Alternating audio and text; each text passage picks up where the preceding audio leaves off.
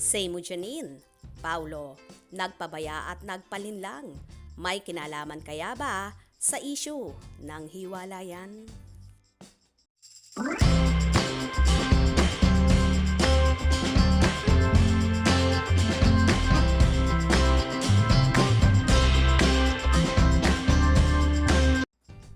Takang-taka kami nang makitang payat si Paulo Avellino sa unang media ko ng linlang na pinagbibidahan ni Kim Chiu, JM De Guzman, Kayla Estrada at Maricel Soriano.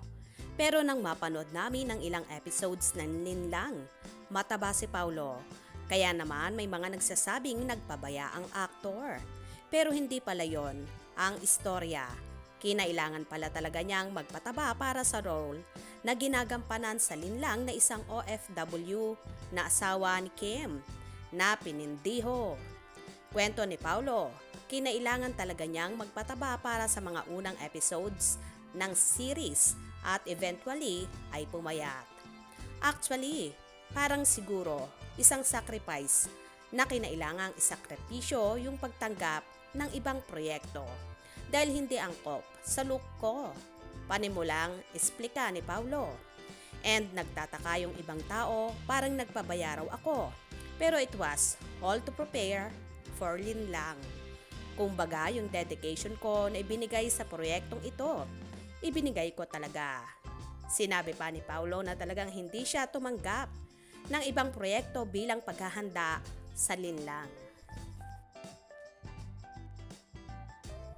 Hindi ako tumanggap ng ibang proyekto para matutukan ko ito.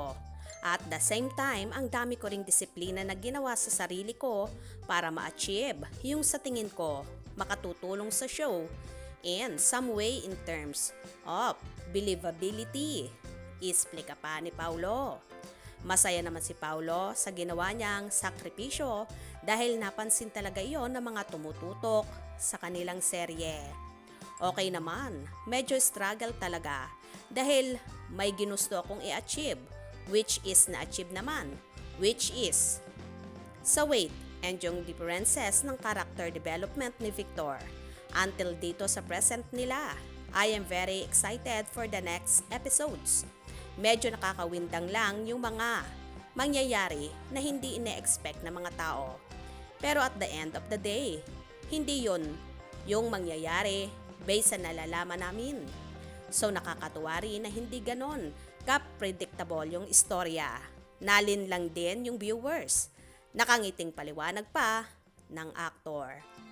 Sa kabilang banda, proud na proud si Paulo na marami ang pumupuri sa kanila, lalo na sa tinatakbo ng istorya ngayon ng linlang. When it was first pitched to me, they keep telling stories of infidelity. Tapos, ito mga istorya na ito, out of this world talaga na grabe na kumbaga.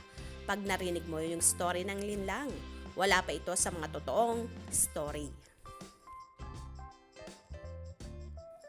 So siguro, na-consolidate nila at ginawa nila ng kwento yung mga nangyayari.